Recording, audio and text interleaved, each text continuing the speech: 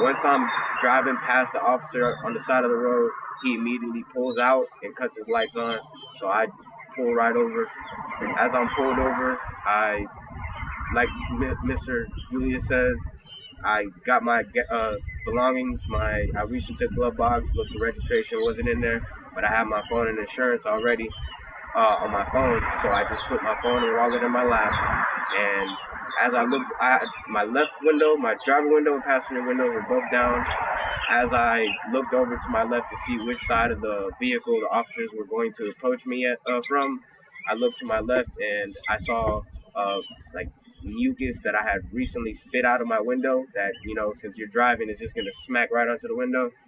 So I noticed that and I'm like, that's the first thing he's going to see when he comes to my window, not my face. I was like, that's disgusting.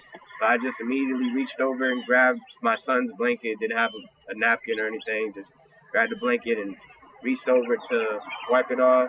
And as I was wiping it off, my foot steps on the pedal and I could hear my car rev up just for a second. As soon as I hear it rev up, I let off.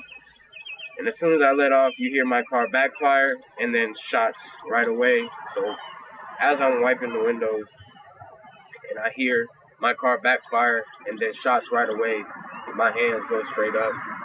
And it's my first time ever being around any type of gunfire or anything like that.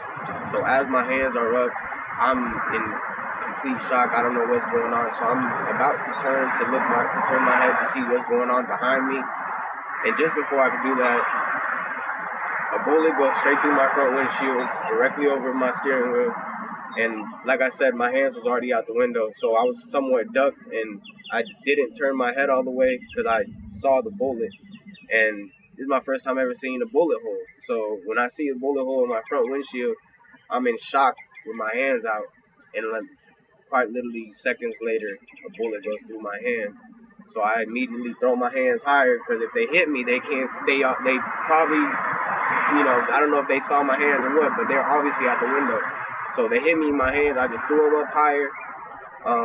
As I just got my hands in the air, I could see my fingers bent sideways, blood dripping down my wrist, and then I'm just yelling. I'm unarmed. I have no weapons. I'm on my way to work. Allied Universal Pratt Whitney. Excuse me. I'm yelling. I have a newborn child. He's right back here. I like Mr. Julius said, I had just dropped my son off at school. We was late. If I would, the day before, my best friend, whose parents are also like my second family, I dropped my little one off with them to take care of him while we were both at work. And so the original plans was for Wednesday, the 7th, when the shooting happened, my newborn son would go to that same family. And that same best friend's house is on the same road as my job. His house backyard is quite literally connected to the fence of my entire work area, or my entire workplace.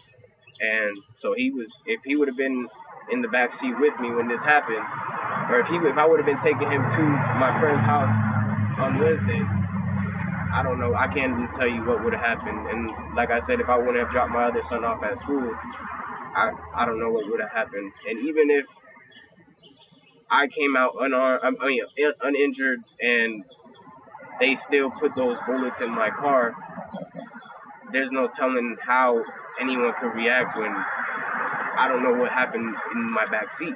I don't know if they're still there. I don't know if they got hit, if they were in the car or not.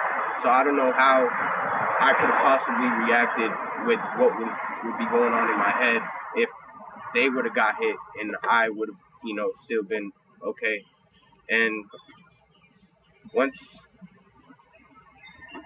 I got hit in my hand and threw my hands up and just was yelling that I was unarmed, no weapons, unarmed security guard, worked for Allied Universal at Pratt Whitney. I have a newborn child. I have no weapons. I repeated, I have no weapons. I'm unarmed. As I heard them cease fire, they started to approach my vehicle. And once they finally approached my windows, my doors, I had my hands out and I just pointed with my head. I let them know, you have to press that button to unlock my doors. and just opened my door. Please get me out. Please get me out.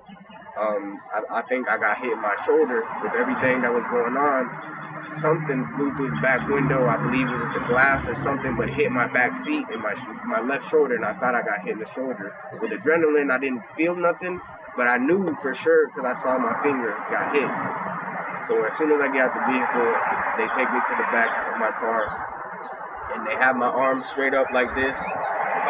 One officer was gripping my elbow, and they were just asking me, was I okay? Like, did I get hit anywhere else? I just repeated that I think I got hit in my shoulder. Please take my shirt off and check me, please, please.